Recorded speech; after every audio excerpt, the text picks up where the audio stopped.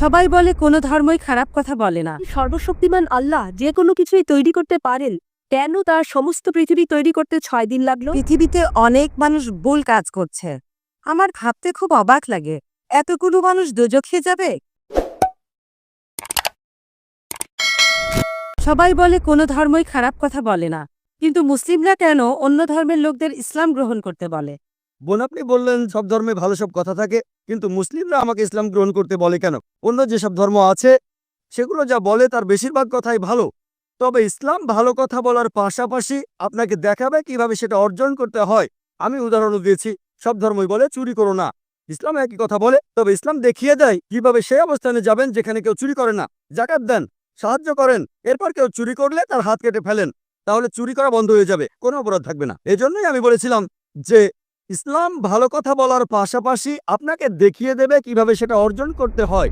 যদি সর্বশক্তিমান আল্লাহ যে কোনো কিছুই তৈরি করতে পারেন, কেন তার সমস্ত পৃথিবী তৈরি করতে 6 দিন লাগলো? বোন প্রশ্ন করলেন যে আল্লাহ যদি যে কোনো কিছু সৃষ্টি করতে পারেন তাহলে কেন 6 দিন সময় নিলেন? বোন, আল্লাহ যদি চাইতেন একদিনে সৃষ্টি করতে পারতেন, তখন আপনি বলতেন যে কেন একদিনে তৈরি করেছেন, 6 দিনে কেন নয়? কারণ আল্লাহ 6 দিনে এটাই বানাতে চেয়েছেন। কোরআন বলে যে আল্লাহ যা ইচ্ছে করেন তাই সৃষ্টি করতে পারেন।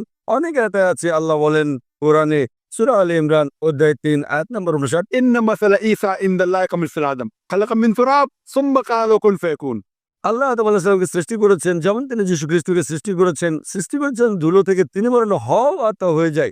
আল্লাহ যখন কিছু সৃষ্টি করতে চান তিনি বলেন হওয়ার হয়ে যায়, তিনি ইচ্ছে করলেই এটা হয়ে যায়। আল্লাহ যদি ইচ্ছে করেন আপনি 9 মাস পরে জন্মাবেন, তাহলে আপনি 9 মাস পরে জন্ম নেবেন। আল্লাহ যদি চান 1 সেকেন্ডে, তাহলে মাত্র 1 সেকেন্ডেই।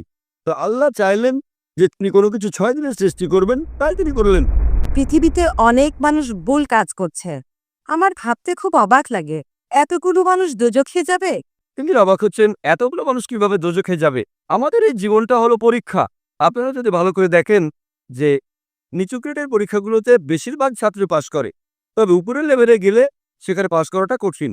উদাহরণস্বরূপ কোনো কঠিন পরীক্ষায় বসেছেন যেমন মেডিকেল কলেজে ভর্তি হতে গেলে আপনাকে পড়তে হবে, খাটাখাটনি করতে হবে, পড়াশোনা করতে হবে। একইভাবে বেহেশতে যেতে গেলে এটা সহজ কাজ না, এটা মেডিকেলে ভর্তির চেয়েও অনেক কঠিন কাজ। তাই এটা আসলে পরকালের জন্য পরীক্ষা। যারা আল্লাহর নির্দেশগুলো মেনে চলবেন তারা ইনশাআল্লাহ বেহেশতে যেতে পারবেন।